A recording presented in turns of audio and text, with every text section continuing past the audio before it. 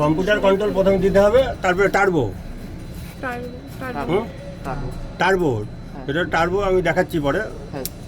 Turbo হলো TLPM, এটা turbo loop pump. আমাদের এই লুপ ওয়েল সিস্টেমটা আছে না, এটা হলো তারপরে তোমার এই দুইটা দেওয়ার পরে তারপরে তোমার স্টার্ট দেওয়ার জন্য গাড়ি তোমার এই যে auxiliary generator, control, local control, fuel pump. Fuel pump হলো তোমার ডিজেলের জন্য। এটা হলো দিতে হবে। এটা হলো এই চারটা দিলে আর এই দুটো দিলে স্টার্ট তোমার হয়ে যাবে। স্টার্ট দেওয়ার পরে তারপরে এইসব সিস্টেমটা কমপ্লিট করতে হবে। ঠিক আছে, এটা দিলা তোমার, এটা সার্কিট ব্রেকার বলে। হ্যাঁ, আর এইখানে আছে সুইচ, এই তিনটা সুইচে দিতে হয়।